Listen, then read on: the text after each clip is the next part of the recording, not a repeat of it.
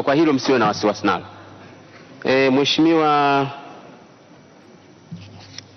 Getere. Asante Mheshimiwa Spika. Mimi nipenda kujua tu kwamba wakati tumefanya uchaguzi wa kwanza tulipewa karatasi hapa mezani, na leo uchaguzi wa leo lazima mtu mmoja mmoja ataitwa. Je, uchaguzi wa kwanza ulikuwa umekosea, utaratibu wa kufuatwa?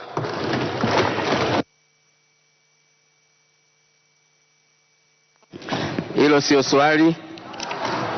Mheshimiwa Ikupa.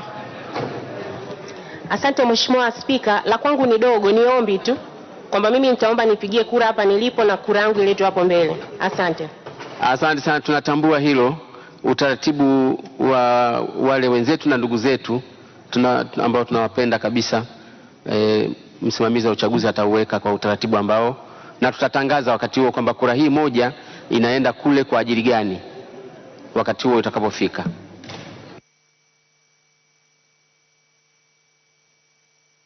Mheshimiwa Bobali. Mheshimiwa Spika, swali langu lilikuwa linafanana kidogo na Mheshimiwa Getere, lakini kwa kuwa Mheshimiwa Spika, sisi wengine ni wabunge wapya, tutaka tujue tu utaratibu, kwa nini siku zile tulipigia huku na leo tunakwenda pale. Mheshimiwa Spika, walau kidogo, wabunge wengi hapa ni wapya, ungetoa ufafanuzi tu kidogo ukaturidhisha, maana tumekuwa so confused katika hili.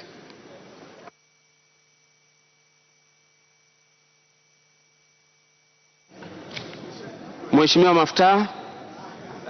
Asante Mheshimiwa Spika. La kwangu Mheshimiwa Spika, nitaka niulize swali ambalo Mheshimiwa Lubeleje kauliza. Kwa hiyo siwezi kuuliza tena. Asante. Labda nilijibu hili hivi. Mtaona katika uchaguzi ambao tunapeleka maboksi, kura zinazunguka huko, inafika mahali mtu mwingine anaweza kapewa hata kura 2 au 3 huko, katibu asione wala mimi nisione. Inatupa wasiwasi wa kuelewa kama kweli kura zetu ni hizo. Na wasiwasi wake mwingine mkubwa ni kwamba wakati wa kwenda kuhesabu tumeshawaambieni wapiga kura ni wangapi, inaweza kujitokeza tofauti ya kura 3 4. Unajua kura hizo zinamfanya mtu aende mahakamani na inakuwa ni kesi nzito. Kwa hiyo tunataka kuhakikisha kwamba zoezi linakwenda katika namna ambayo sote kabisa tunashuhudia hapa. Mheshimiwa Maftaa, kama huna lingine ili tuokoe muda. Ndio aliongea mwisho Mheshimiwa, sina lingine. Ni lile la Mheshimiwa Lubeleje.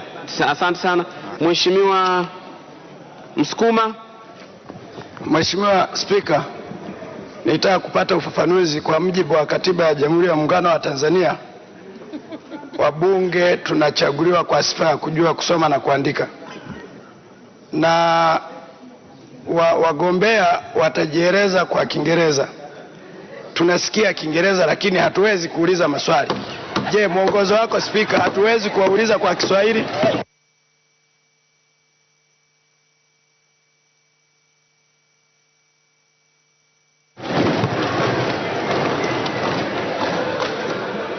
Jamani, msema kweli mpenzi wa Mungu. Sasa nyinyi mnacheka nini? Wako wengine hapa wanajifanya wanajua Kimombo, kumbe hamna kitu. Afadhali hata mtani wangu Msukuma amedeclare interest. Hilo katibu ambaye ni msimamizi wa uchaguzi atalijibu. Msimamizi wa uchaguzi katika hilo. Mheshimiwa Spika, kwa mamlaka ulio nayo unaweza ukaruhusu swali liulizwe kwa Kiswahili lakini anayejibu ajibu kwa Kiingereza.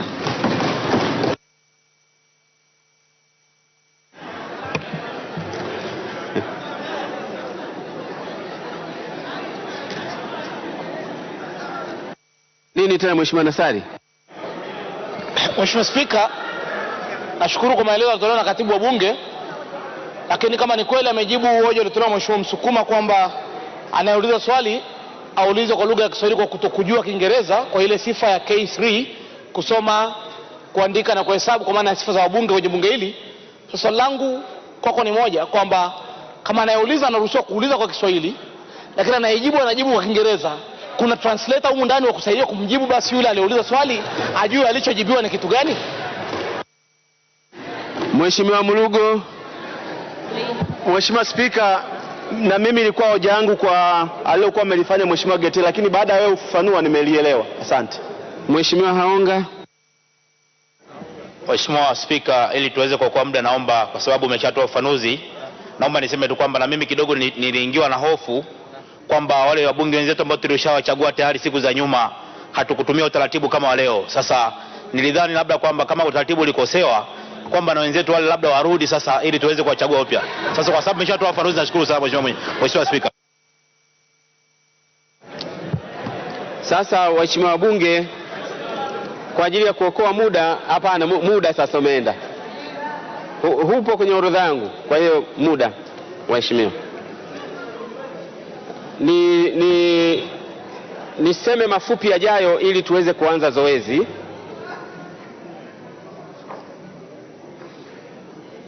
Kwamba zoezi hili linatokana na mkataba wa Jumuiya ya Afrika Mashariki. Katika nchi zetu 6, Tanzania, Kenya, Uganda, Rwanda, Burundi na Sudani ya Kusini, wanachagua wabunge 9 wa kutuwakilisha kwenye bunge la Jumuiya ya Afrika ya Mashariki. Leo sisi hapa tunakamilisha zoezi kwa kuchagua wale wawili waliokuwa wamebaki, kwa maelezo ambayo katibu ameeleza kwa ufasaha mkubwa. Kama kawaida, kila nchi inajaribu kupeleka watu ambao inaamini kabisa kwamba watafanya kazi nzuri kule kwa kupambana na wale wengine wa nchi jirani katika mambo ambayo yana maslahi ya Tanzania. Kwa hiyo nawaombeni waheshimiwa wabunge na kuwakumbusha, tuwasikilize kwa umakini, tuache kuongea, tuwasikilize wanaokuja hapa, tuwaulize maswali, tupige kura, zihesabiwe, tupate matokeo. Sasa baada ya kuwa tumeulizana hapa, hakuna neno jingine, nimruhusu katibu sasa kama ana lolote aseme. Basi baada ya hapo tuanze kuwaita wagombea wetu kwa mpangilio ambao katibu ataueleza. Katibu. Mheshimiwa Spika, nadhani umeeleza yote isipokuwa baada ya zoezi la wagombea kujieleza na kuulizwa maswali, tutarejea tena baadhi ya vipengele ili kuweka vizuri utaratibu utakaotumika katika kupiga kura. Na waheshimiwa, muwe na amani tu kwamba kila mbunge atapiga kura kwa utaratibu tulioandaa. Pili, utaratibu tunaotumia ni utaratibu wa kawaida wa kibunge ambao tumekuwa tukiutumia kwa mujibu wa kanuni. Hakuna jambo jipya katika utaratibu tunaotumia. Mheshimiwa Spika, zoezi la wabunge kuja kupiga kura mbele ya meza hii kama ulivyoliweka vizuri ni kuondoa hisia ya uwepo wa kura ya ziada baada ya wabunge kuhesabiwa na kupata idadi ya kura tofauti kinyume na hesabu tunayokuwa tumehesabu. Tunashukuru Mheshimiwa Spika kwa utaratibu huu. Sasa kura zitahesabiwa kwa wale watakaokuja kuchukua mbele na kupiga kura, na ndio itakayokuwa idadi kamili tutakayoitumia katika kuhesabu. Mheshimiwa Spika, niliomba na hili nieleze vizuri ili wabunge ni warejeshe kwenye kanuni, kwa maana huu ni utaratibu wa kawaida wa upigaji wa kura. Tunaweza kueleza wakati mwingine utaratibu nyingi za kupiga kura ndani ya nyumba yako hii. Mheshimiwa Spika, naomba sasa kwa muda ili tuite wagombea waje kwa utaratibu tuliouandaa mmoja baada ya mwingine kama tulivyoeleza. Asante sana. Nafikiri mmemsikia katibu kwa utaratibu huu. Maana tunaweza kwa idadi fulani humu ndani tukaitangaza, lakini mtu mwingine hapa akaondoka zake, au 3, 4, 5 wakaondoka. Matokeo yake ile idadi tuliyotaja kama akidi na karatasi ambazo zinaenda kuhesabiwa kule ndani zikawa na tofauti, ikatuletea shida. Lakini kwa utaratibu huu mtu akitumbukiza mle ndani ndo anatengeneza akidi. Kwa hiyo zile kura zitakazotoka nazo hapa ndo akidi yenyewe na ndio kura zote, kwa sababu wote tumeshuhudia kwamba hawa kweli ndio waliopiga kura na hakuna aliyerudia kupiga kura, isipokuwa kama nilivyosema, kwa wenzetu wenye mahitajio maalum tutawapelekea kura pale kwa kutangaza kwamba kura hiyo moja inaenda pale, ni fulani anaenda kupiga kura na kadhalika. Mimi naamini kwa sasa tumefika pazuri, tumetumia nusu saa kwa ajili ya haya mambo ya utangulizi.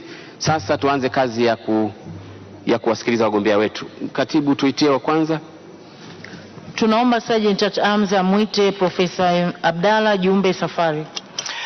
Naam, mtazamaji wa Bunge TV, hivyo ndivyo ambavyo shughuli ya mchakato huu wa upigaji kura inavyoanza, na tayari ameishaitwa Profesa Abdalla Jumbe Safari.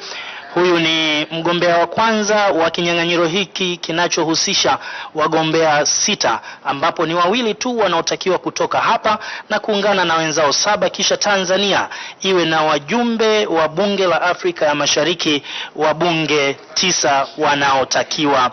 Profesa Abdalla Safari ndiye mjumbe wa kwanza ambaye ameitwa kwa ajili ya kuja kujieleza, na ndivyo anavyojongea katika kisemeo kwa ajili ya kwenda kunadi sera zake kwa dakika 3, kisha kuna maswali dhidi yake akayajibu, na baada ya hapo atoe nafasi kwa mgombea mwingine.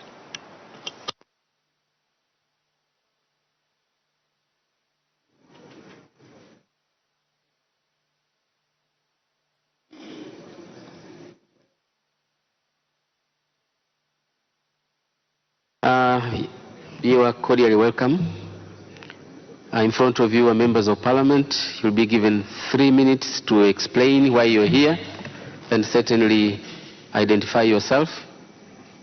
And after that, if there are 1 or 2 or 3 questions, you'll be asked and we'll ask you to answer them. After that, you'll be required to excuse yourself. The floor is yours now. Honorable Speaker, Honorable Prime Minister, Honorable Leader of the Opposition,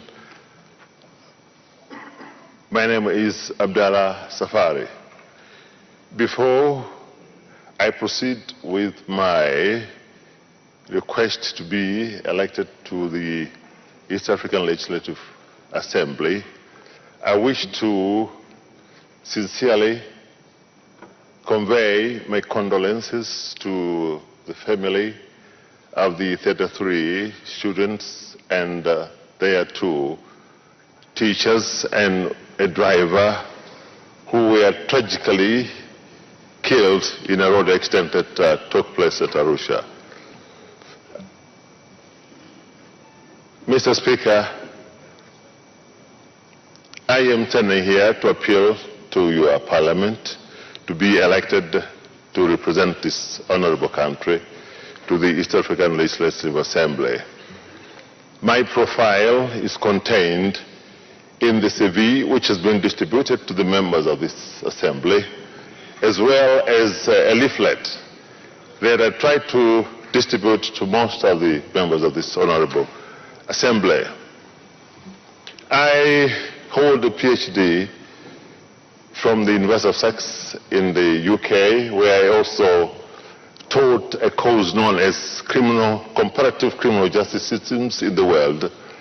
I'm also a professor of law. I have taught in many academic institutions, including the University of Dar es Salaam, where I taught the law of evidence, and some of my best students are currently here. For instance, Honorable Kiza and Honorable Adadi. And I also taught international law at the Mozambican Tanzania Center for Foreign Relations, where I served as Director of Studies and Programs. I am author of about 6 books, one of which is being used in all universities to teach criminal procedure. It is also used at the Law School of Tanzania.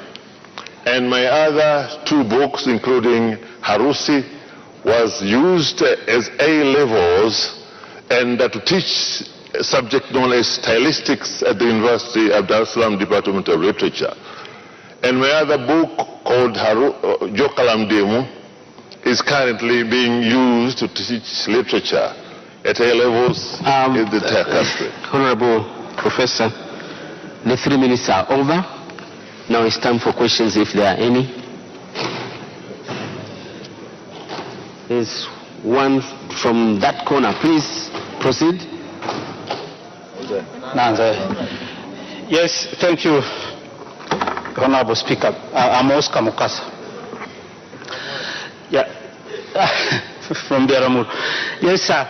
The candidate in the mixture of factors that can produce success with those that can produce failure, the product is failure. This statement was made by someone in the name of Jethro Spear, and I would like to use it as a preamble before I pose my question to you.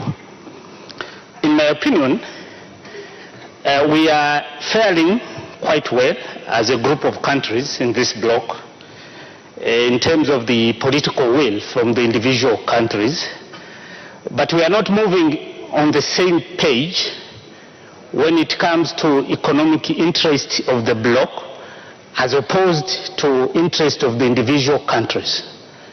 Can you prove me wrong or right, as you are asking for my vote to represent our country in the Council of Lawmakers in East Africa? Thank you. Thank you. Contestant, can you respond to Yes, that? Your Honorable Speaker, the objects of the East African Community are clearly stipulated in Article 5 of the Treaty for the Establishment of the East African Community. And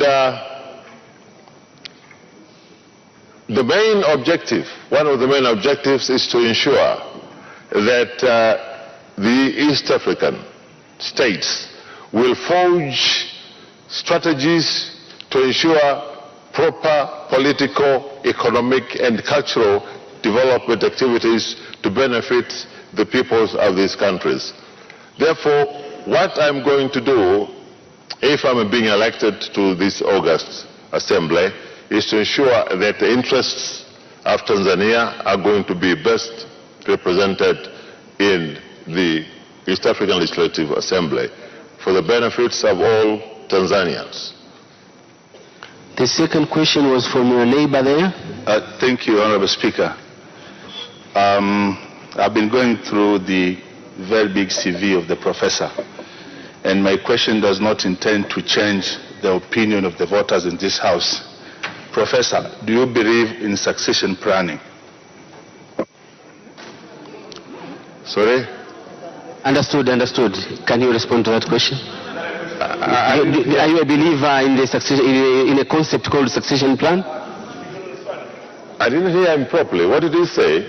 He asked you a simple question. Yes. Are you a believer in a philosophy or a concept called succession plan? That's his question. Succession plan. You see, succession can mean a lot of things. For example, in law, there is doctrine of state succession. If you mean state succession in law, it means that this smooth transition of governments from one epoch to another. And there could be, I'm sure, other types of succession in other disciplines. Therefore, unless the question is much more specific on what type of successions it is intended, it's a bit vague. The last question from Honorable Member. Thank you, Mr. Speaker.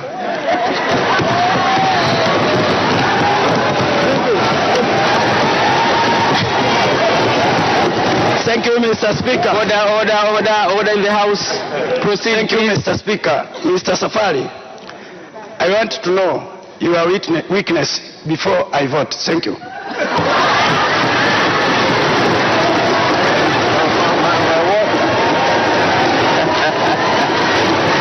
Order. The member wants you, Honorable Professor, to tell him what are your weaknesses and convince him to vote for you. My weaknesses. I'm not quite aware of any weaknesses. I am not quite aware of any tangible weaknesses that I have. Thank you very much. Now I'm giving you 2 minutes to wind up and ask for votes once more. Okay, my Honorable Speaker, I had distributed a leaflet spelling out my program at the East African Legislative Assembly. I am sure that honorable members of parliament have gone through them, and I don't have to epitomize them. But finally, I must say that the preamble to the East African Charter says that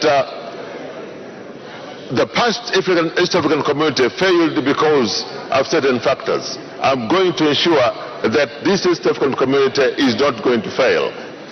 And finally, I'm going to play the role of a link between this National Assembly and the East African Legislative Assembly. I honorably request that you vote for me. And I can assure you that I'm going to represent this country very conscientiously and with a professional mind and integrity. Thanks a lot. Thank you very much. You can now take your leave, please.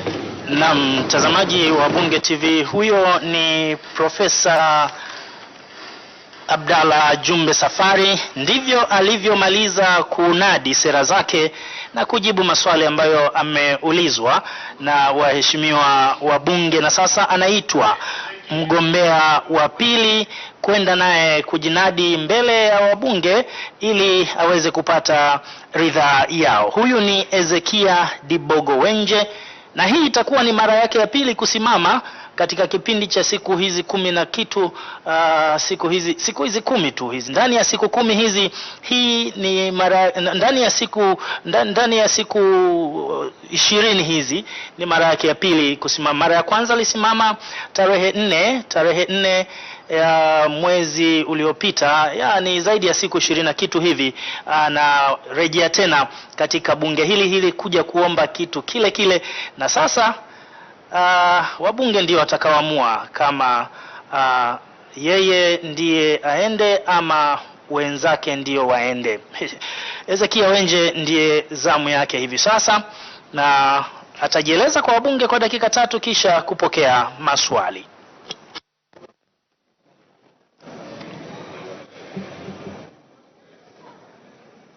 Ezekiel Wenje, you're welcome.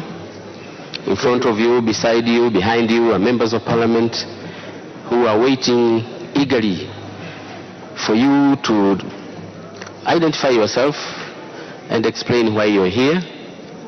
After that exercise of 3 minutes, if there are some questions, you'll be asked to answer them, not more than 3. And later on, you have to leave. You have to leave us for the rest of the activities. The floor is now yours, please. You have 3 minutes to explain.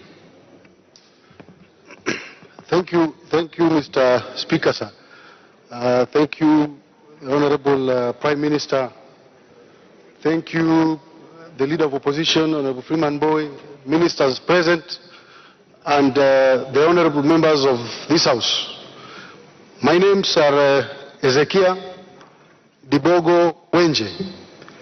Here I am again today before you to seek your votes to enable me represent our great nation in the East African Parliament.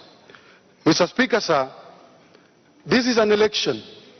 It's very emotional, but I want to tell you, it is just a day's event.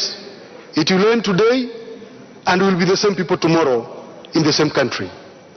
Mr. Speaker, sir, I stand here today with a strong conviction that East Africa and its people are one. Mr. Speaker, sir, we have a common shared history and a common destiny as people of East Africa. Both of you are aware that long time ago, before the Berlin Conference, which divided East Africa into what it is today, East African people were one. We were only separated by rivers and valleys and beautiful mountains, which our people could easily cross in search of pastures and food without being subjected into the colonial passports and visas. Mr. Speaker, we are one. And that is why Mr. Speaker, the founders of these great nations had this truth at heart, and that is why immediately, few years after independence, they started beating drums loud, the drums of integration, because they had this truth at heart. Mr. Speaker, the seeds that they sow of integration is the new East African community that we have today. We are here before this House, both of us, to participate in this history, to rewrite this history today, to water the seeds of integration that these great men saw those years back. Mr. Speaker, I stand here today as a proud son of Africa. The writings are on the wall right now. Nobody can dispute the fact that we need to take strong men and women with strong character into the East African Parliament to go and defend our country and our sovereignty. Thank you, Mr. Speaker, sir. Thank you very much. Thank you very much. Any questions to the candidate?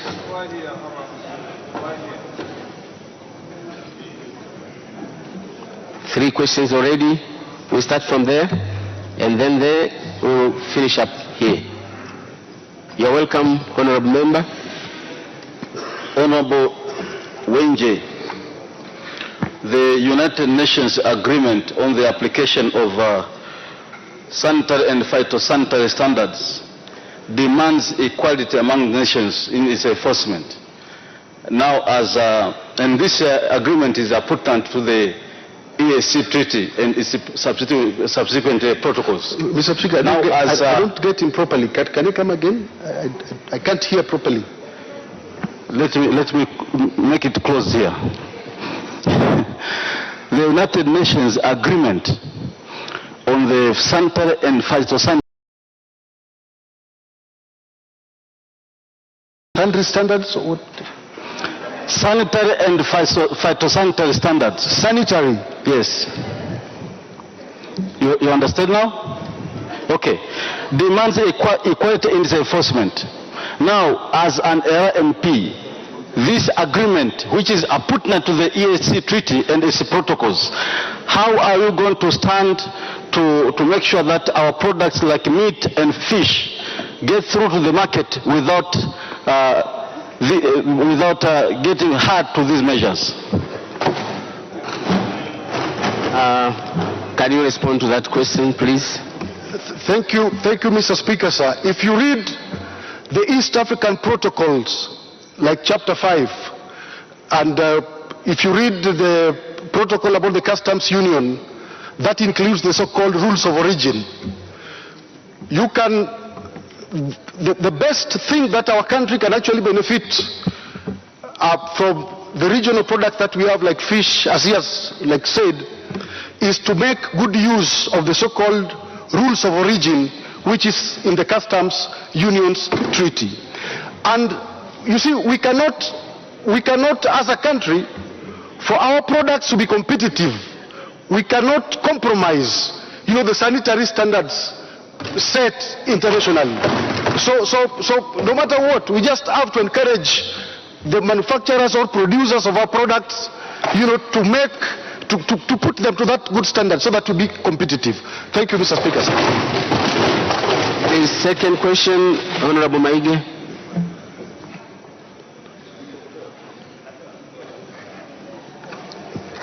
Thank you very much, Your Honor, Speaker. I have the following question to the candidate. You know that there is an imbalance of labor force among the East African member states. What do you understand by the term free labor movement protocol in the East African member states? Thank you. Free labor movement, can you explain? Thank you, Mr. Speaker, sir. There has been this notion that our people in our country are not getting jobs in other countries across the region simply because some people think we are not competent enough. And that is why our people still feel that, if you go back to the, economic protocol, one of the things that they talk about is free movement of persons and free movement of labor. Our people still have reservation and feel that if we allow free movement of people, then our people, free movement of labor, then our people will not get jobs elsewhere, and some people from Kenya, from Uganda, from Rwanda will come in and take our jobs. This is not correct. I believe we have strong and competent manpower in this country. We have the same universities as like Nairobi. We have the same universities as like Kampala. We have the same universities as like Rwanda University. We have competent young men and women in this country who can fight for the jobs not only in Tanzania and even across, even in Uganda we can go. We have competent people here.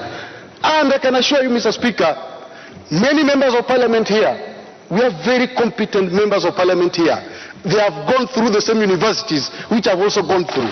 And I believe if we are put on the same table with Kenyans, Ugandans, we can prove them wrong.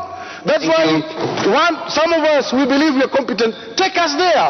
We go and prove to them that we have strong men and women in this country. Thank you very much. We can defend our sovereignty. We can defend our integrity. Thank you very much. The last question from this side.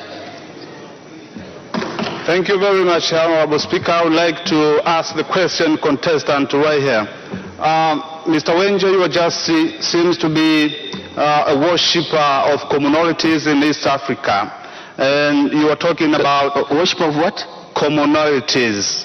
Commonalities? Yes. Commonalities in East Africa. You are talking about the same in this integration, just you want the people to integrate it equally within East African regional integration. So my question is, so long as you have started to talk about the former East African integration that was declined in 1977, if I'm not mistaken, and there were some kind of problems that made to decline that kind of integration. I'm sorry. Mr. Wenje. Just can you wait a little bit? Thank you. Member, can you listen a little bit before you proceed? What you are doing is you are addressing the candidate.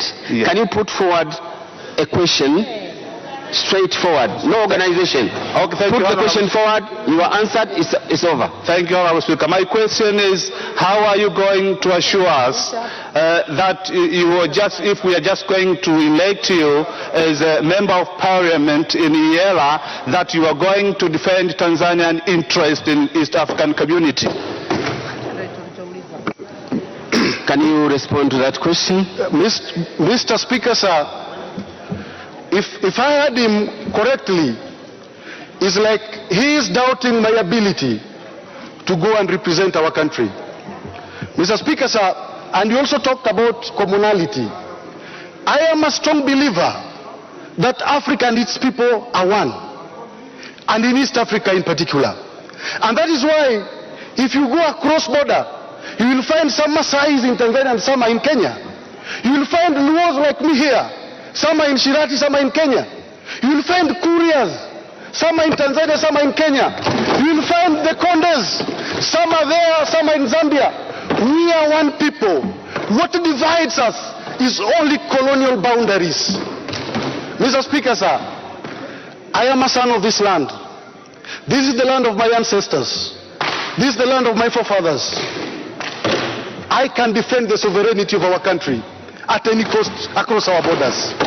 Give me opportunity to fly high the flag of our country, and I will do it without any doubt. Thank you, Mr. Speaker. Thank you very much. Thank you, candidate. I'm now giving you 2 minutes to wind up your speech and ask for votes once more. After that, I'll ask you to leave. Mr. Speaker, sir, Honorable Prime Minister, members of Parliament here, as I said earlier, this is an election, it's just an day's event. We'll be the same people tomorrow in the same country. You will be the same members of Parliament tomorrow in the same Parliament. The writings are on the wall. Let us arise all together to do justice to our country by sending competent and strong people who can defend the sovereignty of this country. And I believe I am such one character who can go and work for our country. I ask you to support me and I request your votes. Thank you so much. Thank you very much. Thank you. And now you are free to leave. Na mtazamaji wa Bunge TV, huyo ni Ezekia Dibogo Wenje, kipeana mkono na waziri mkuu, peana mkono na chief whip pale, na anakwenda upande wa pili kumpa mkono kiongozi wa kambi rasmi ya upinzani bungeni na waheshimiwa wabunge wengine, kisha anajongea kutoa nafasi ya mgombea mwingine kuingia ndani ya ukumbi na kueleza sera zake, kisha kuulizwa maswali kama ada ya uchaguzi huu. Lakini kubwa kati ya wagombea hawa walio timu 6, wagombea hawa 6 ni wawili tu ambao watatakiwa kura zao zikitosha, basi wao ndio wanaohitajika kutimiza idadi ya wale wagombea 9. Naam. Na sasa anaitwa mgombea mwingine.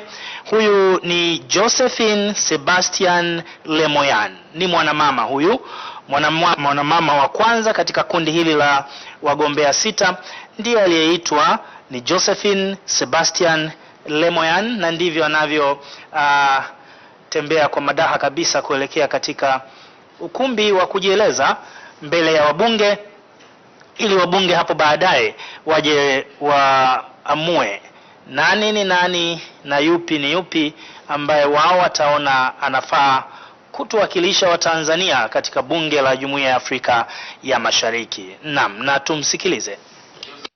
In front of you, members of parliament, in a few minutes I'll be asking you to speak to them, introduce yourself and explain your mission here.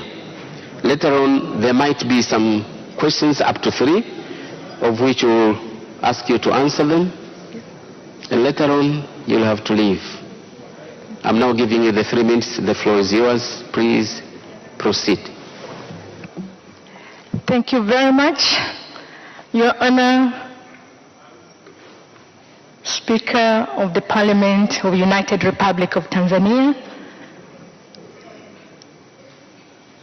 Your Honor, the Prime Minister of the United Republic of Tanzania, I recognize the presence of the Leader of Opposition in the House, honorable members of the Parliament, members of the media houses, good evening, ladies and gentlemen. My name is Josephine Sebastian Lemoyan. I'm standing before you with deep, heartfelt sympathy towards the calamities and the demise of our children following the accident that has occurred a few days ago in Karatu. Let me offer my heartfelt, deep sympathy to you, Your Honor, Mr. Speaker, sir, as well as the parents, friends, relatives, and the family of Tanzania as a country. My credentials has been presented, but I would like to go back to them just to set the record right.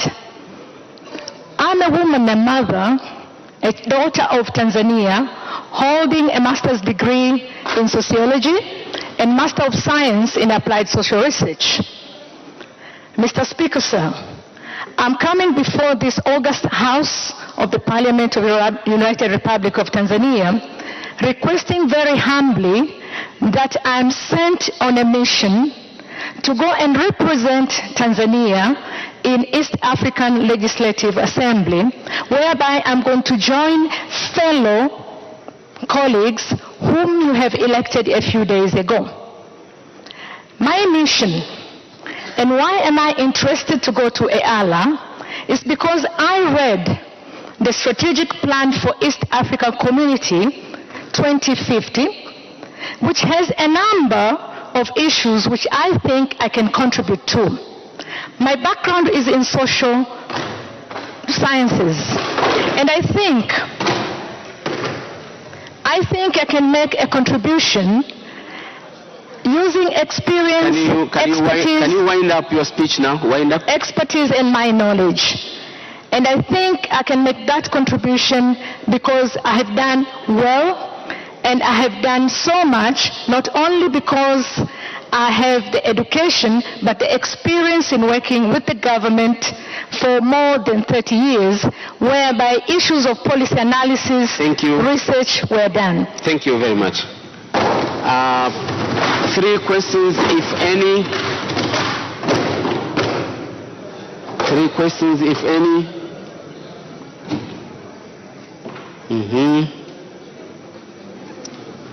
I've seen 3 candidates now.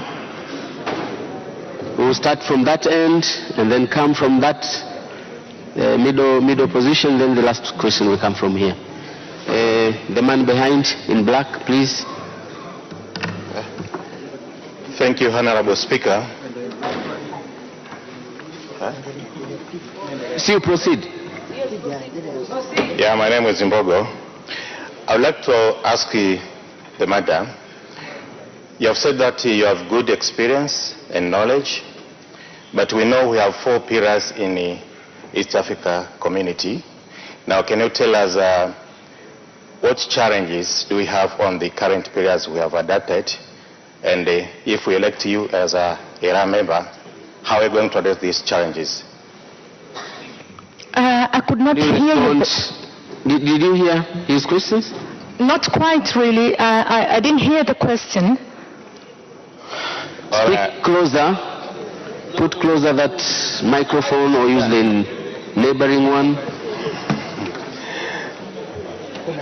All right. I can just go back again.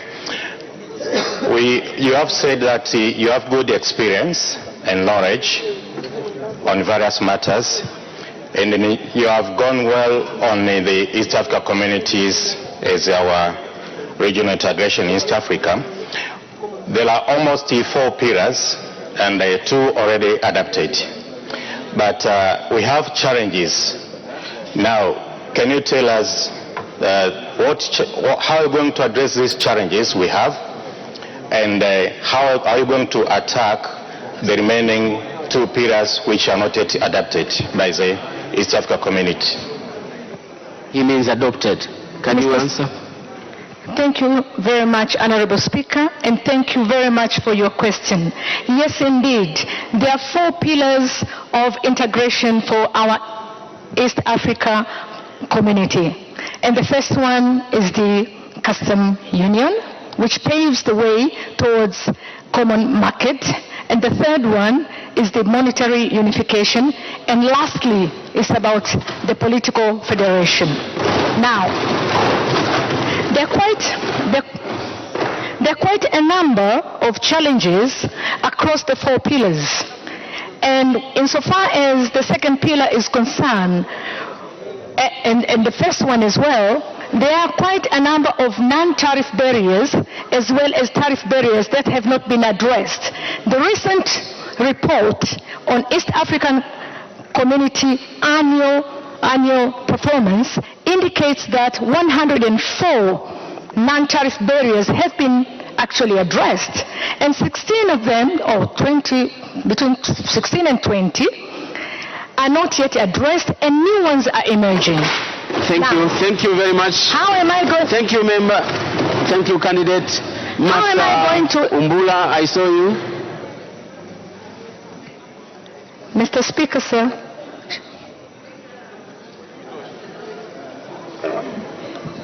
Yeah, thank you, Honorable Speaker. The land scarcity in other East African countries may force the citizens of other East African countries to forge in the strategies of intermarriage so that to attain a land ownership from Tanzania. Now, as a woman MP in EALA, how are you, in case of such a behavior, how are you going to discourage it? Can you respond to that question? Yes, Mr. Speaker, sir. Thank you very much for your question. I think you were talking about the land issues and the land grabbing. And if that is the question, as a woman MP, what am I going to do in order to address the question of land grabbing in our country? First of all, I have been working for quite some time on land issues and women participation in land issues. And just recently, on the 8th of March 2017, a new act on gender and Non-Discrimination Act has been passed. I'm going to facilitate and contribute towards making that legislation known to the women, as well as making it popular so that women understand what they have to do insofar as land issues are concerned. Thank you. The third question, no clapping, please. Sada. Thank you, Honorable Speaker. Ms. Josephine, if I'm not mistaken, one of your researches during your educational background was about drug abuse among the young generation, particularly in Tanzania. As a woman, as a mother, as, well, we expect, I don't know, if you're going to pass through well as a woman MP, what is your take about the challenge of drug abuse among the young generation, and what are you going to do, your special initiative to address the challenges among East African countries and as well as a region? Thank you. Can you respond to that question, candidate? Honorable Speaker, and thank you very much, Madam Sada, for the question. Yes, indeed. Child abuse is a critical issue, and in a young bloc like the East African community, we have more than 33% of its population as children. My take is going to be working together with a team of Tanzanians as well as other country MPs to ensure that we legislate on issues of child abuse, taking on board lessons that we have learned from Tanzania so that we make our country proud. Thank you very much. Thank you, candidates. No clapping. I'm now giving you 2 minutes to wind up your presentation and once more ask for votes before you leave. Go ahead. Thank you, Mr. Speaker, sir. Honorable members of the Parliament, Josephine comes forward to you pleading that you send me to become a servant in EALA, holding hands together with other colleagues whom you have elected just a few weeks ago. I'm a humble woman. I'm very much willing to run when I'm told to run. I can walk from here to Juba if that is necessary. And I'm going to make sure that I hold my country dear in my heart and work together as a team with others. Ladies and gentlemen, Honorable Speaker, sir, honorable members of Parliament, I beg for your votes.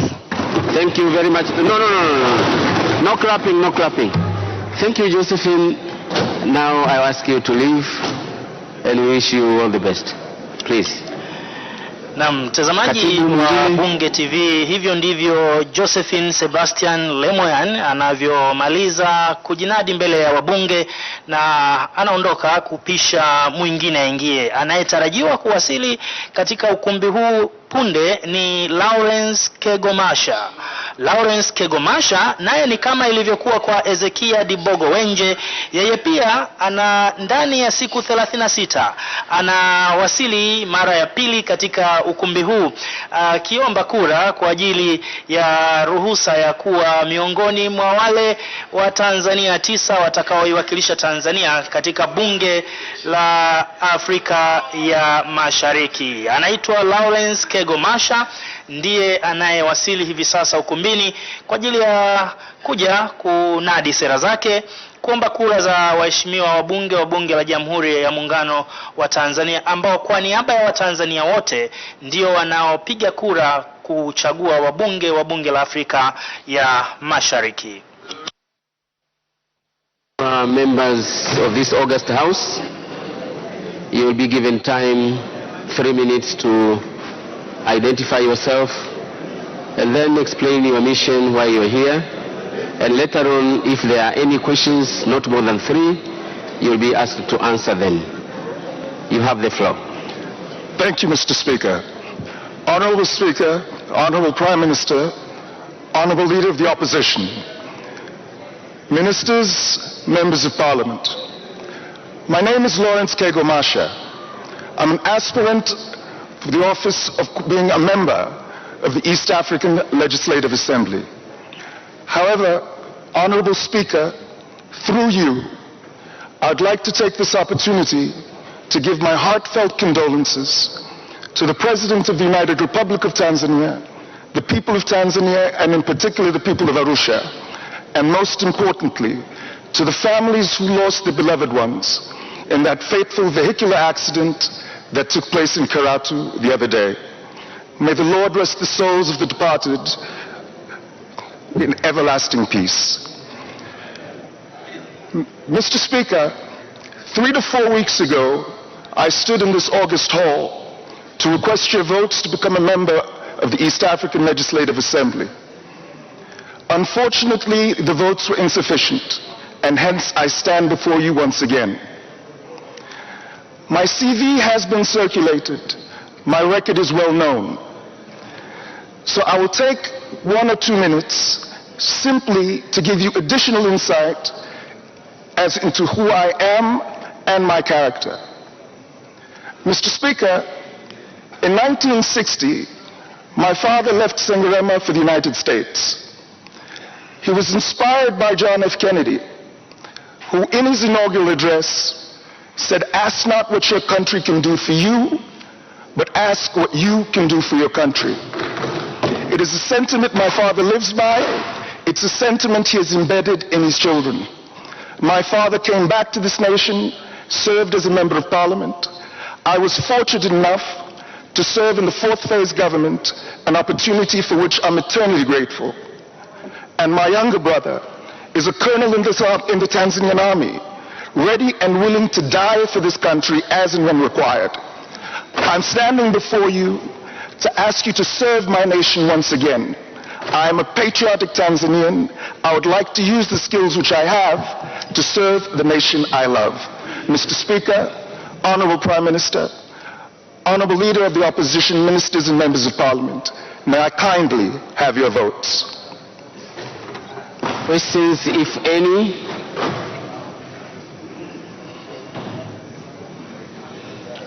Hapa si Kiingereza tatizo? Kasioni maswali? Naona maswali CCM tu inaelekea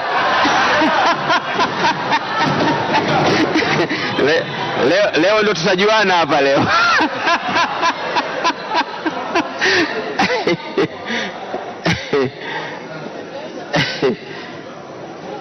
Haya, tuanze dada pale kwanza. Mheshimiwa, alafu tutakuja mitaa hiyo. Thank you, Honorable Speaker, for giving me a chance to ask the candidate a question. Mr. Marshall, you know that South Sudan is one of the countries that joined East Africa community very recently. But we all know that they are still in war and lots of human rights abuses in South Sudan. What is your take on this? Do you think it was a bit premature to invite it in the treaty? Thank you. Your opinion is sought. Candidate, can you respond to that? Yes, Honorable Speaker. One, it must be understood that there were strategic reasons in letting South Sudan become a member of the East African community. Part of the very issues you've just raised are some of the very reasons South Sudan was allowed to come in, so they could be closely monitored, so that we can actively take part in ensuring that there's peace in South Sudan, ensuring that they would not be able to disrupt neighbors within the region. I am sure, although that there are problems in South Sudan, you're aware that there are problems in Burundi as well. and there are potentially problems in some of the other states. These are not reasons for exclusion.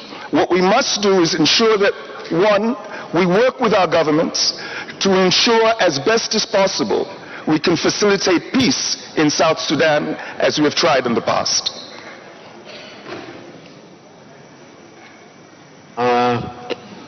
The two gentlemen, did you say CUF? Okay, CUF. Thank you, Mr. Ali Speaker, Saleh, sir. yes. My name is not CUF, my name is Ali Saleh. Secondly, I thank you for seeing me after fourth try to get you to notice me. My question is, the Eastern community is heading towards political federation. And this is after other steps are completed. First, what is your take on this? But secondly, how best do you think Tanzania can protect her interest if this happens, if the political federation comes into being? Before you respond, I want to assure Ali Saleh, it's not the first time that I saw you. I saw you the first time in late 80s when we were together at the University of Dar es Salaam. While you were leading all the boycotts there and we were some of the followers. Candidate, can you answer? Honorable Speaker, the question which has been put forth by my colleague counsel Ali Saleh is a very delicate question. And quite honestly, I'm not sure under normal circumstances, had I been the Minister for Home Affairs, for example, in this body, whether I would be willing to answer within an open session my thoughts with regard to political federation. It's a very delicate situation. The political situation of the 6 countries which we're dealing with is all very different. The levels of democracy differ. And if we go into political federation without naming each country piece by piece, we may actually suffer some problems. I would actually, if I was elected into the East African Legislative Assembly, I would work very closely with our Department of Foreign Affairs to determine how best this should be handled. Because I think it is a matter of state security, and it's a matter which should be handled very carefully. The second question, Honorable Kakunda. Thank you, Honorable Speaker. Mr. Masha, you know that Tanzania is an LDC. It's the least developed country, Tanzania. And we are struggling to industrialize. Okay. But Kenya is a non-LDC country. And it has about tens of thousands of industries now. Now, if we treat equally the place of origin and rule of origin principles of the common market, how are you going to ensure that our products get same treatment in the market without getting some difficulties in the market niche? Can you now respond, candidate? Yes, I can. If I can respond to the Honourable Member of Parliament as follows. First and foremost, we've seen, for example, when it came to the customs union, our ministers worked very carefully with their colleagues around the 5 states at the time in order to ensure that we protected those items in terms of tariffs that we needed to protect prior to entering our budgetary phases.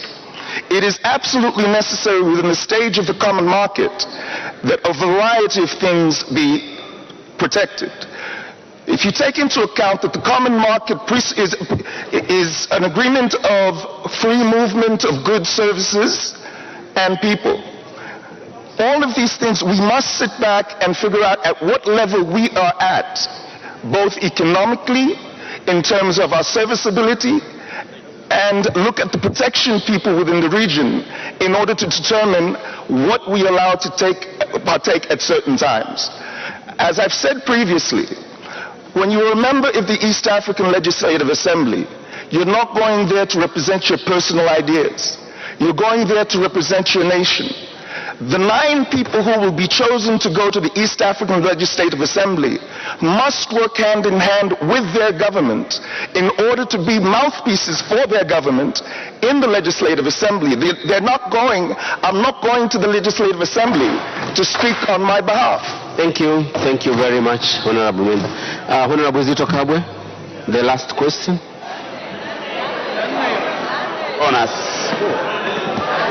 Bonus question. La kwanza aliuliza nani? Thank you very much. Tuendelee tu speaker. Salome aliuliza? Honorable Speaker. Thank you very much for a bonus question to Mheshimiwa Zito. Inatosha. Nimeambiwa kumbe swali la 4. I'm sorry. Candidate are now giving you 2 minutes to wind up your speech and ask for votes once more. Thank you very much, Honorable Speaker. Honorable Speaker, my request to the members of Parliament here today is that they take full cognizance of the fact that the East African Legislative Assembly is not a partisan parliament. The East African Legislative Assembly is a regional parliament where we're supposed to send our best. We shouldn't make decisions based on political party lines. We shouldn't make decisions where we take people who we also understand are not the best.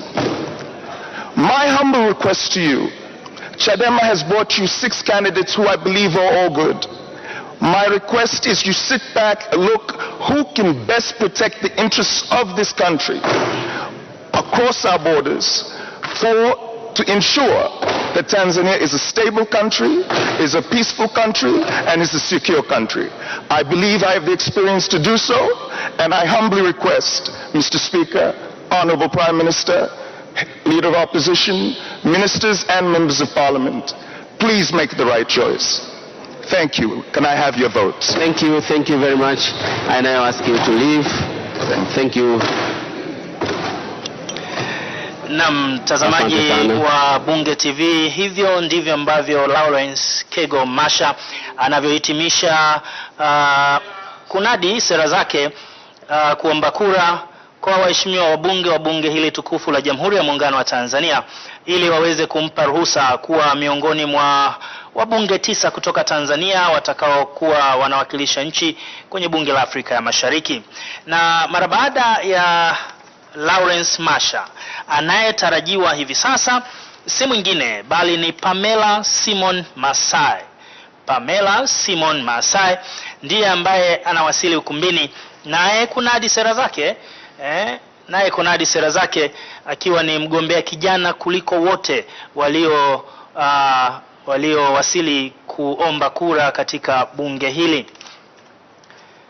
Na mara baada ya kuwasili basi, naye hebu shuhudia kile atakachokuwa kikinadi kwa waheshimiwa wabunge.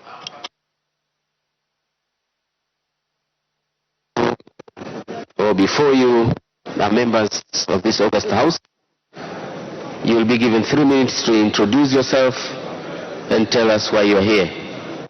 Later on, there might be some questions, up to 3, of which you will be asked to answer.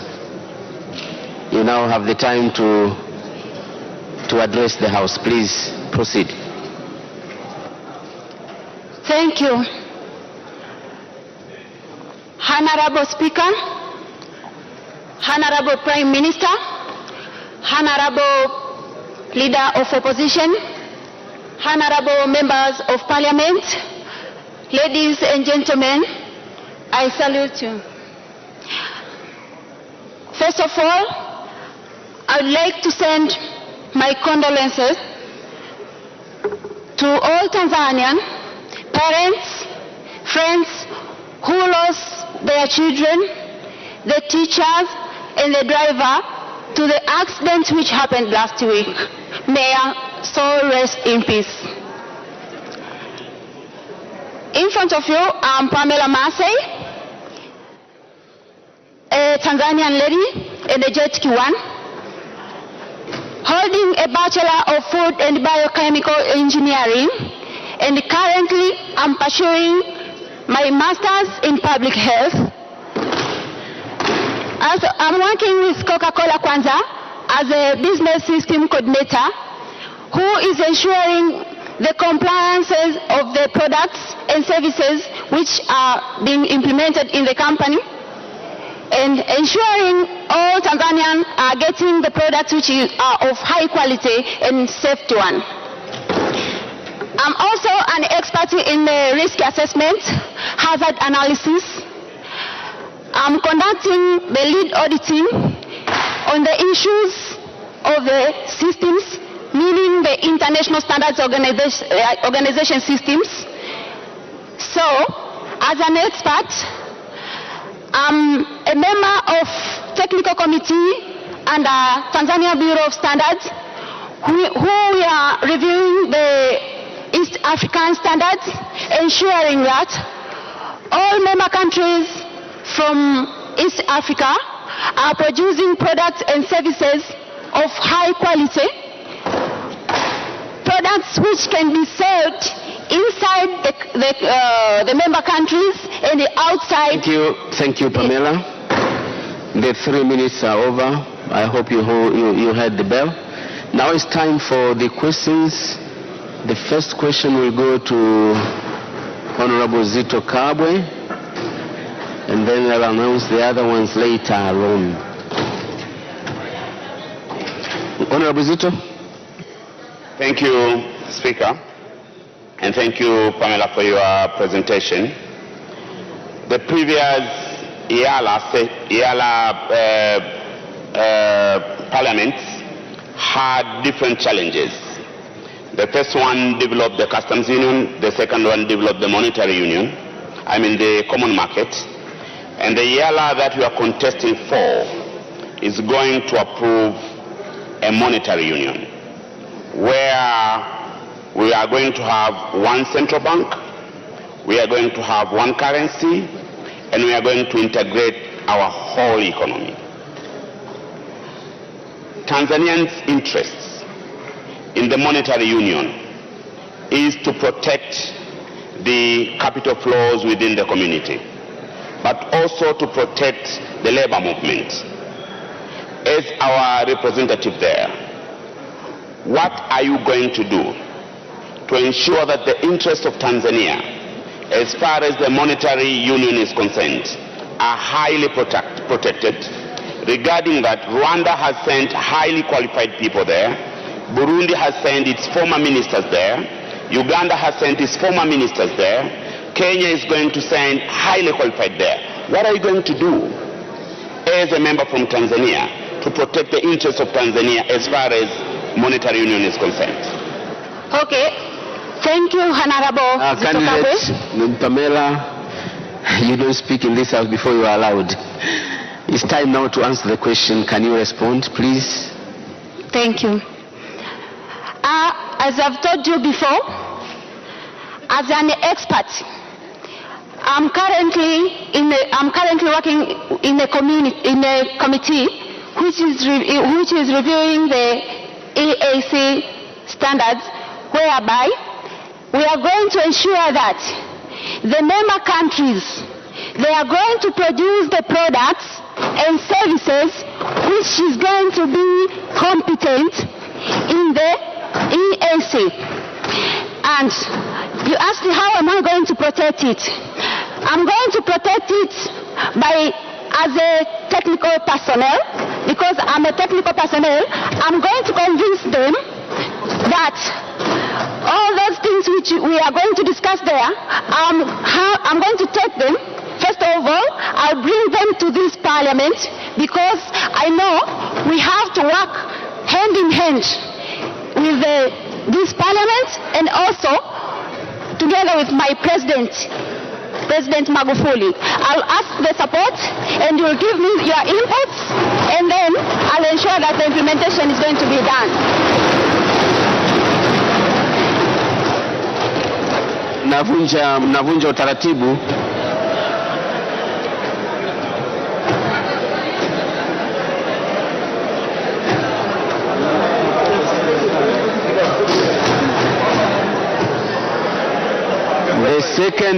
The second question, honorable member, right behind there.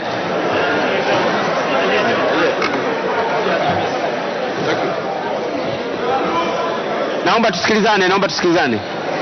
Tumtendee haki mgombea, tusikilize. Thank you, Honorable Speaker, for giving me the chance to ask the question to this young lady, Pamela. Pamela. Yes. After seeing your CV, you are quite capable for getting this post. But please don't clap anything. Let's listen each other, please. But assure me, before getting my vote in this house, how are you going to work or to boost the Tanzania economy in EALA? Remember, were you reading or can you answer the question? I didn't hear it well on the last two sentences, the last ones. How are you going to work or to boost our economy in EALA? In EALA. In what? Economy. Pamela, how are you going to boost our economy, Tanzanian economy, in the context of the East African Legislative Assembly? Okay, thank you. Because we are going to ensure Tanzania is one of the countries which is going to produce the better and best quality products and services. We are going to get many markets outside Tanzania within EAC, and we will sell to the highest level and ensure that we are going to bring back the money. Last question, Honorable Selemani Jafo. Thank you, Honorable Speaker. Madam Pamela, I would like to know because you talked about the nutritional factors, I would like to know what the success story from Tanzania do you expect to share with your colleague in the EALA? The success story from Tanzania, which you do expect maybe to share with the others in the EALA. What success story are you going to carry it with you to the East African Legislative Assembly? Can you respond to that? Success. Okay. As a stakeholder, I've been practicing many things which are within the agenda of EAC. I have many experiences. I have examples. For example, this year, I have the campaign which is called Make Tanzania Goes Green. This is one of my success. When I'm going to that side, I'm going to push it. We will put something within the EALA, and I'll come back again to this parliament to give you some hints on how are we going to tackle the issue of ensuring environmental conservation of Tanzania is going to be implemented in a proper way, because we've seen we are lagging behind. Thank you very much, candidate. Thank you very much. Please, hold on. Order in the House. I'm giving you time to wind up and ask for votes once more, very shortly. Thank you. Honorable members of Parliament, I'm begging for your votes because I'm an energetic lady. I'm very competent. I have the capabilities.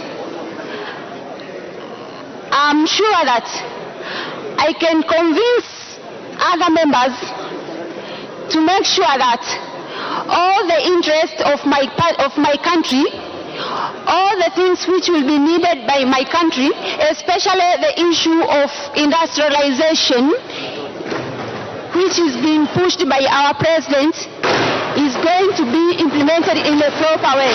I beg you, I'm asking for your all. Waheshimiwa, tumpe nafasi tumsikie anachosema. Sasa kama hamsikii.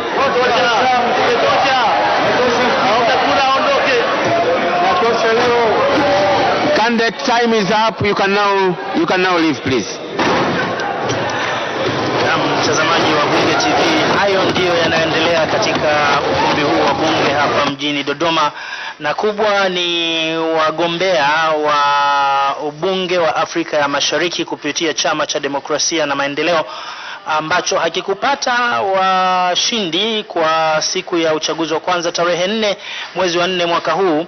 Wamerejea tena hapa wakiwa katika idadi tofauti, wako 6, na Pamela Simon Maasai yeye alikuwa ni mgombea wa 5 na amesalia mmoja. Huyu si mwingine anayetarajiwa kuwasili katika ukumbi huu kwa ajili ya kuomba kura.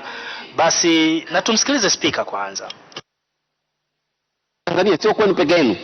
Kumbukeni, Watanzania wanataka kujua mwisho wa siku mmechagua watu gani. Kwa hiyo wapeni haki hiyo. Hiyo mtajua wenyewe. Hata kama iko live sasa hivi inaweza kuwa live kesho. Huyo ni Mheshimiwa Spika wa Bunge la Jamhuri ya Muungano wa Tanzania Job Ndugai akitoa angalizo la kutoshangilia kwa mujibu wa kanuni za bunge hili, kutoshangilia wakati ambapo mgombea anajieleza, kwani si matakwa ya kikanuni. Anayetarajiwa kuwasili hivi sasa si mwingine bali ni mgombea wa mwisho ambaye ni mgombea wa 6, Salum Mwalimu Juma, na ndiye anayewasili ukumbini tayari kwa ajili ya kunadi sera zake mbele ya bunge hili. Ndipo bunge liamue nani wawili kati ya hawa 6 watakaowakilisha Tanzania huko kwenye bunge la Jumuiya ya Afrika ya Mashariki. Salim, you are welcome. And before you, members of this august house, you will be given 3 minutes to explain why you are here and certainly identify yourself.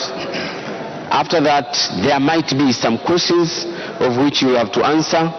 They are not going to be more than 3.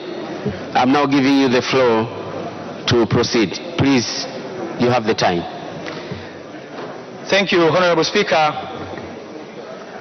And I understand the challenge of being the last person to represent yourself in this kind of process.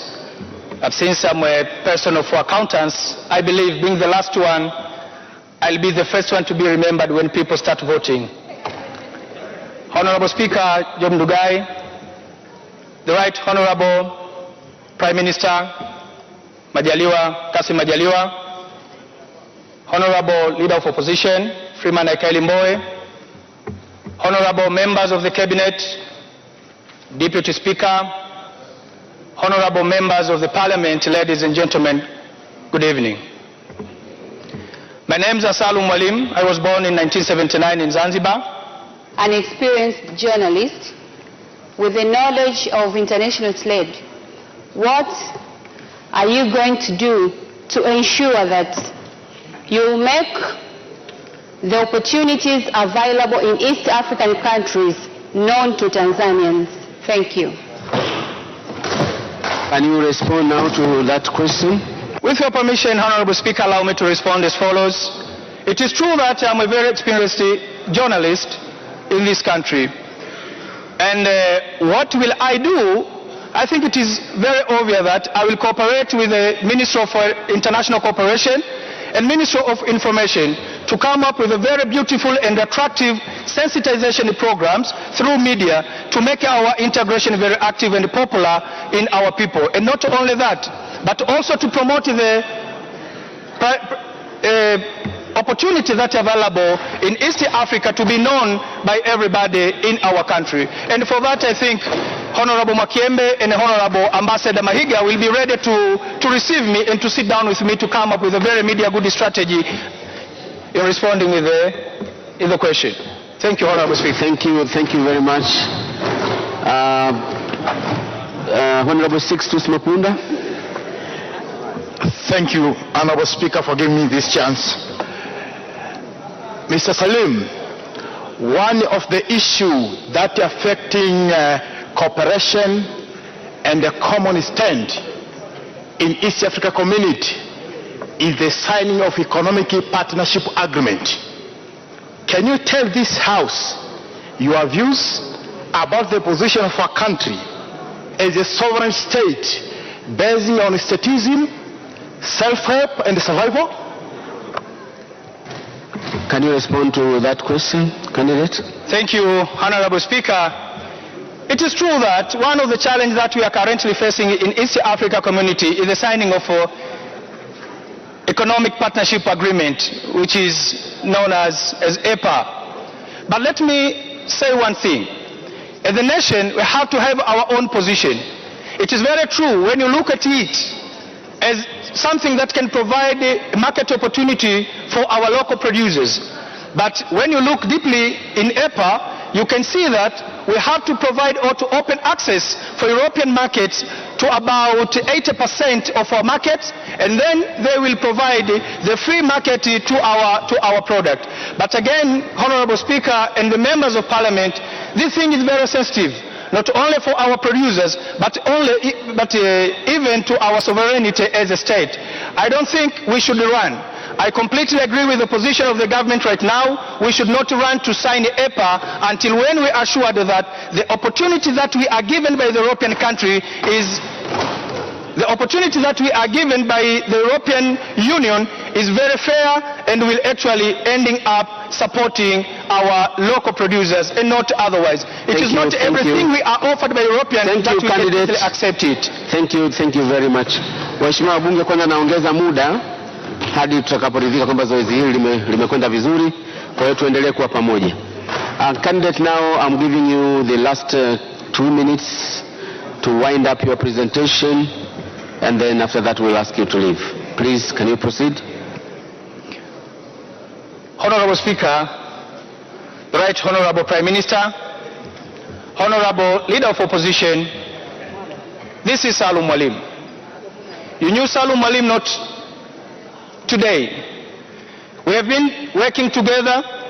As I said in my initial explanation, that I started as a journalist, whereby I had an opportunity to work with some of you. Again, I had an opportunity to work with Vodacom Tanzania, whereby I had an opportunity to work with you. And now, as a politician as well, we are working together. My commitment, passion, integrity, and respect in my country has never been questionable at any point of time in my life.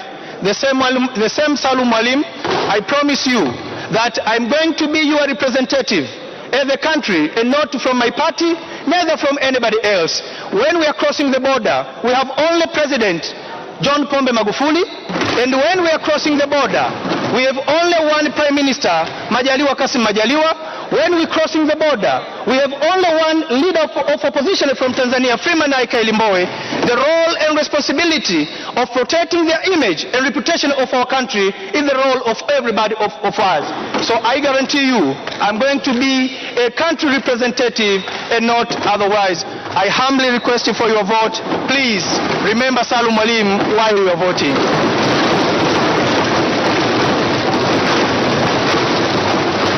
Thank you very much. Candidate, I'm asking you now to leave.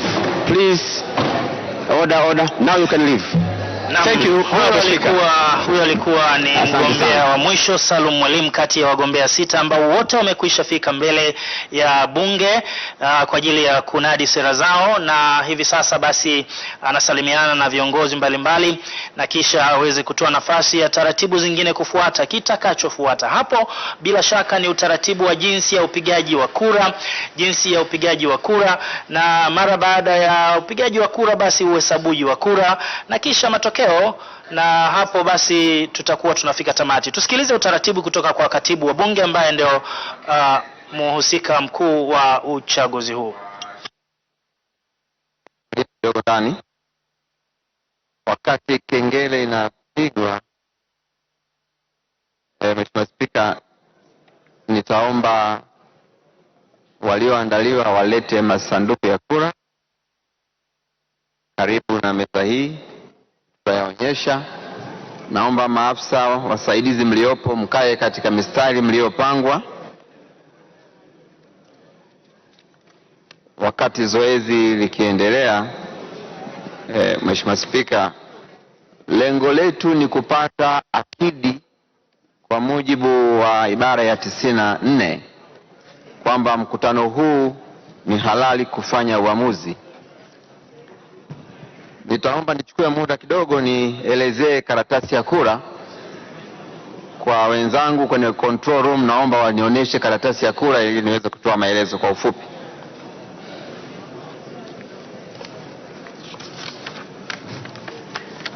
Mheshimiwa, mnaona karatasi yangu ya kura inaonekana, ina majina yote 6 yamepangwa kwa utaratibu wa alphabet. Inaanza na Profesa Safari, anakuja Mheshimiwa Wenje, Male Sebastian, Josephine Sebastian, Lawrence Tegomacha, Pamela Simon Masei na Salm Juma Mwalimu. Unachotakiwa kufanya ni kuchagua au unapiga kura mbili. Unapiga kura mbili. Narejea tena, kwa kuweka alama ya vema kwenye kisanduku kilicho sanjari na jina la mgombea. Unapiga kura mbili, hiyo ni tafsiri ya kanuni. Pembeni au sanjari ya jina la kila mgombea. Ukipiga kura 3, kura yako imeharibika. Narejea tena, ukipiga kura 3, kura yako imeharibika. Nadhani nimeelezea kiasi cha kueleweka. Karatasi hii ya kura itapatikana kwenye meza ya Bunge.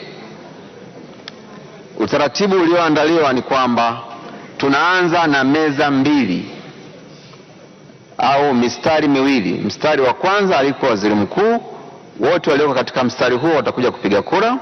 Mstari wa pili ni wa kiongozi wa upinzani, ni mstari mmoja tu. Halafu tutawaeleza utaratibu mwingine wa kufuata. Mheshimiwa Spika, maafisa watakuwa wameandaliwa, watakaa kwenye kila mstari, watawaondoa wabunge kwenye kila mstari kwa utaratibu, watakuja mbele, atapewa karatasi ya kura, atapiga kura. Wapigaji kura watakuwa ni 4 kwa wakati mmoja, na masanduku ya kura yatakuwa yako mezani. Waheshimiwa ambao wana mahitaji maalum, naomba niwataje: Mheshimiwa Ikupa Alex, Mheshimiwa Ali Saleh, Mheshimiwa Amina Molel, Mheshimiwa Riziki Lulida. Watapelekewa karatasi za kura pale walipo, watapiga kura na watadumbukiza katika masanduku ya kura yatakayokuwa pembeni watakapokuwa wakipiga kura. Mheshimiwa Spika, huo ndio utaratibu ambao umeandaliwa kwa uchaguzi huu. Naomba tuende vizuri na hakika tunaweza kumaliza kama tutakwenda haraka. Tunaomba Mheshimiwa mtulie na mtaongozwa mstari kwa mstari katika kupiga kura. Baada ya kusema hayo, Mheshimiwa Spika, naomba sasa tupate orodha ya akidi iliyoko ndani ili tujue kama mkutano wetu ni halali kuendelea na utaratibu wa uchaguzi. Naomba akidi.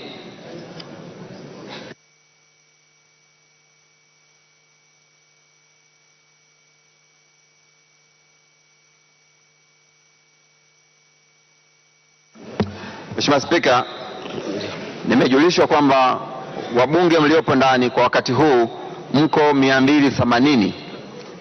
Akidi inayotakiwa ni 197. Kwa hiyo mkutano huu ni halali kufanya uamuzi. Naomba sasa tufanye zoezi la pili. Tunaomba masanduku ya kura yainuliwe, yaonyeshwe. Kama mjumbe ana wasiwasi na muonekano wa sanduku atuambie, labda kuna kura imemang'ang'ania ndani. Tunaomba masanduku ya kura yaweke katika eneo linalotakiwa, 2 kila upande.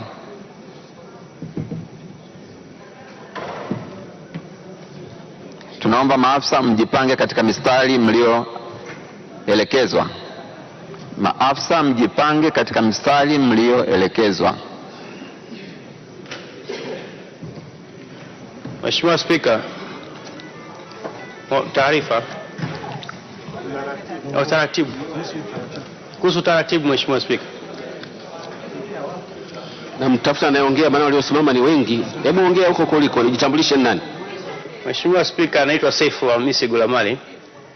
Nilikuwa nataka tu kujua utaratibu wa namna ya kupiga kura pale mbele, kwa sababu kama mlivyotoa maelekezo kwamba kura yetu ni siri. Sasa na tunapokuja kupiga kura hapo, kamera hizi zinatuonyesha hapo. Kwa hiyo inakuwa tena si siri, kwa sababu inakuwa inaonekana nampigia nani. Ingelikuwa ningepigia huku, maana yake ingekuwa siri zaidi. Asante Mheshimiwa Spika. Kuna wakati waheshimiwa Bunge mnapenda kweli kupoteza muda. Hivi hiyo kamera iliyoko hapo juu inakuona hapo zaidi au inaona huyu aliyoko huku zaidi? Nani anayeonekana zaidi kama anapopiga kura kati ya Bechi au hawa walioko huku? Hawa walioko huko inaweza kamulika hapo zaidi au huku zaidi? Mheshimiwa, tuendelee. Endelea Mheshimiwa Spika. Naomba tuendelee na shughuli. Ningeomba Mheshimiwa, kama una jambo la lazima sana tuendelee na utaratibu. Kwani unaogopa ikijulikana na mtu yoyote umempigia fulani, Watanzania watakufanyaje? Mheshimiwa Spika, tuendelee tu basi.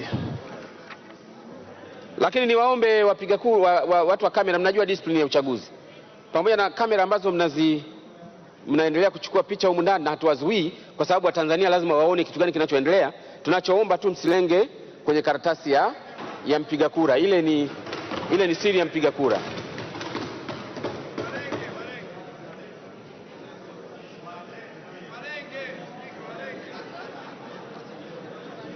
Sasa waheshimiwa wabunge, naomba tusaidiane jambo moja. Wenzetu wa Jumuiya ya Ulaya EU na baadhi ya wabunge vijana wameandaa mchapalo, cocktail party hapo nje mara tu baada ya shughuli zetu kuisha. Na hapa kidogo shughuli zetu zinaweza kuchukua muda kidogo.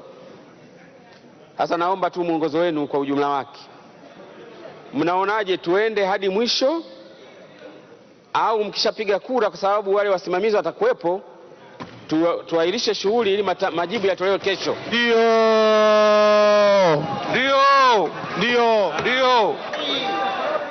Enda kwenye mchapalo alafu tunarudi.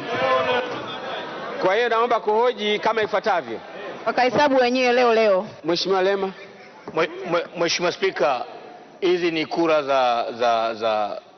ni kura za Chadema tu, ni tofauti na zile kura tulizopiga wakati uliopita. Ni kura ambazo hazitachukua lisali moja kuhesabu. Labda useme Mheshimiwa Spika, wale watakotaka kuondoka ondoke, lakini matangazo Mheshimiwa, matangazo leo.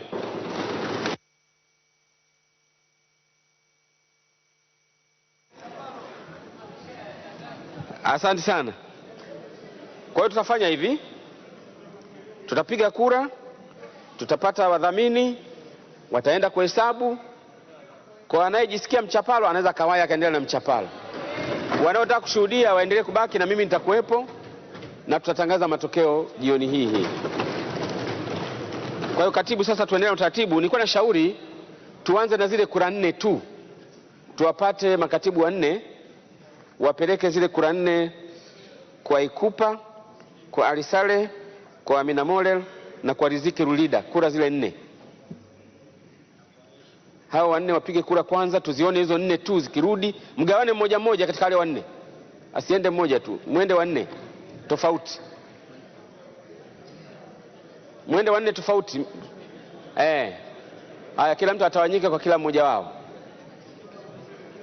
Masanduku mnapeleka wapi? Hapa masanduku.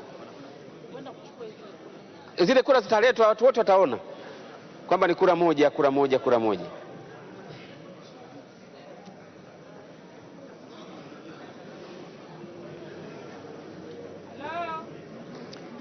Msiwasimamie hapo ili muone wanapopiga kura. Kaeni pembeni. Wale mnapeleka kura, kaeni pembeni wapige kura kwa siri. Mheshimiwa Spika.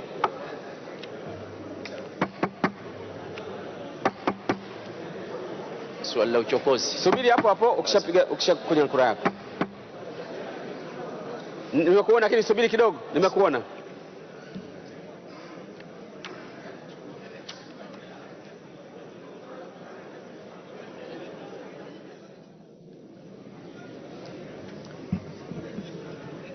Na wewe jiunge hapo.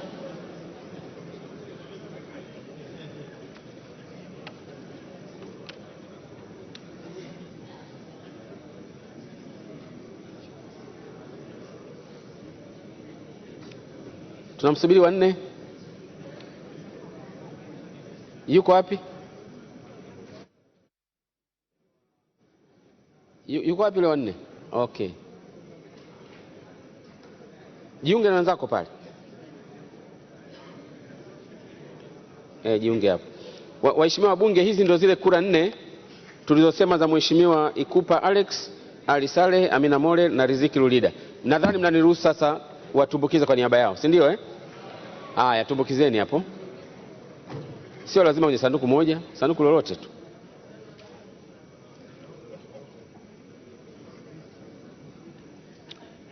Asante sana. Baada ya hapo sana mwachia katibu aendelee na wengine wote.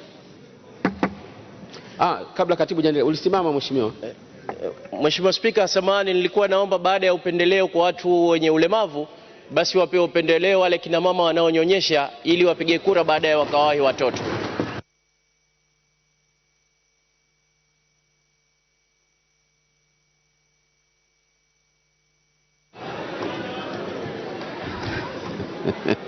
Katibu, tuendelee na utaratibu. Mheshimiwa Spika, naomba sasa tuanze mstari wa kwanza, mstari wa waziri mkuu. Tunaomba mstari wote mje kupiga kura. Mstari wa kiongozi wa upinzani, tunaomba wote mliosimama pale mje kupiga kura. Na mtazamaji wa Bunge TV, zoezi la upigaji kura limekwisha anza. Na kama ambavyo imetangazwa, basi wabunge ambao idadi yao iko ndani ni 280, huku kwa mujibu wa ibara ya 94 ya kanuni za bunge ikitaka akidi iwe ni wabunge 197. Hivyo inaonesha idadi kwamba imekidhi, kwani wabunge wamezidi. Wangekuwa 197 ingeanza kuruhusiwa kuanzia hapo, lakini wangekuwa wabunge 196 ama chini ya hapo, akidi ingekuwa haijatimia kwa mujibu wa kanuni za bunge, na idadi ambayo imetangazwa ni wabunge 280. Hivyo akidi imetimia, na ndio maana zoezi linaendelea la upigaji kura. Nilikuwa nikikueleza wasifu toka awali wa wagombea ambao wamefika kwenye bunge hili, na tulianza na mgombea Profesa Safari ambaye nilikuwa nimekueleza sifa zake, na kwa sasa basi hebu nimpishe mwenzangu Zanele Chiza ambaye atatueleza wasifu wa wagombea wengine ambao wamegombea wakati zoezi hili la upigaji kura likiendelea. Zanele.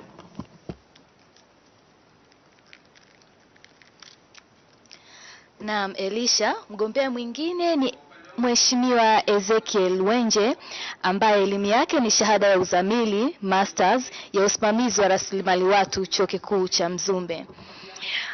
Ezekiel ana umri wa miaka 39, uraia wake ni Mtanzania, na vitu muhimu vya uzoefu wake ni kwamba yeye ni mwanachama wa Chadema, ni mbunge wa jimbo la Nyamagana toka 2010 mpaka 2015.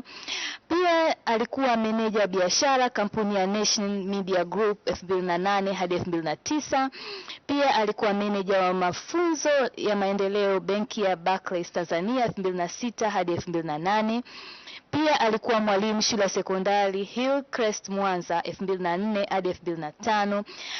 Ameweza pia kushiriki warsha, mikutano na makongamano mbalimbali ya kisiasa na kitaaluma. Mgombea mwingine ni mwanamama anaitwa Josephine Sebastian Lemayon ambaye elimu yake ni shahada ya uzamili masters ya sayansi shirikishi katika sosiolojia ya Chuo Kikuu Hull, Uingereza. Umri wa huyu mama ni miaka 57 na ni raia wa Tanzania na pia ni mwanachama wa Chadema. Ni mratibu wa SNV Portfolio Team North Arusha Tanzania, ambapo alikuwa hapo toka 2005 hadi 2007. Pia alikuwa mshauri mwandamizi SNV 2007 hadi 2013. Pia alikuwa mshauri mwandamizi wa masuala ya uongozi SNV 2004. Pia alikuwa mratibu wa program DFID 2002 hadi 2004. Pia sasa hivi ni msimamizi wa mradi wa DFID na ni mshauri wa maendeleo ya jamii SNV Monduli kuanzia 95 hadi 2001.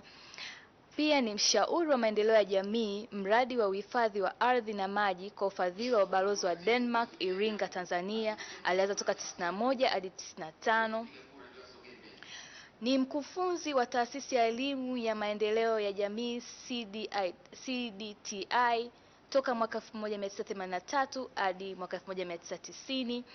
Mshiriki na mshauri katika masuala ya kijamii, maji na matumizi bora ya ardhi kupitia shirika la Danida DFID WASH SNV. Ameshiriki warsha, mikutano na makongamano mbalimbali ya kisiasa na kitaaluma.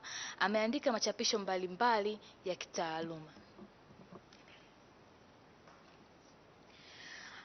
Mwingine anayegombea ni Lawrence Masha ambaye elimu yake ni shahada ya uzamili masters ya sheria chuo kikuu cha Georgetown Marekani. Lawrence Masha ana umri wa miaka 47, uraia wake ni Mtanzania, ni mwanachama wa Chadema, mbia na mwanzilishi wa ubia wa IMMA Advocates, waziri mstaafu wa mambo ya ndani ya nchi. Pia ni mbunge mstaafu wa jimbo la Mwanza mjini, mkurugenzi mtendaji kampuni ya Oxygen Tanzania TOL, wakili wa kujitegemea katika ubia wa Gabriel.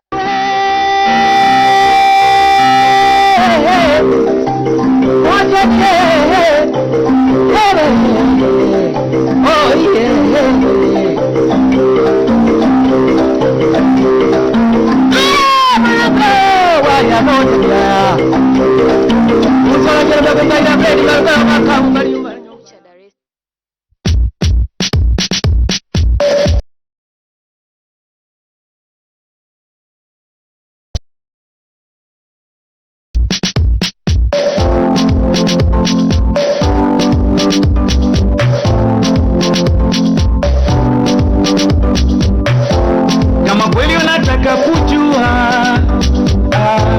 kuna njia ya kufafanua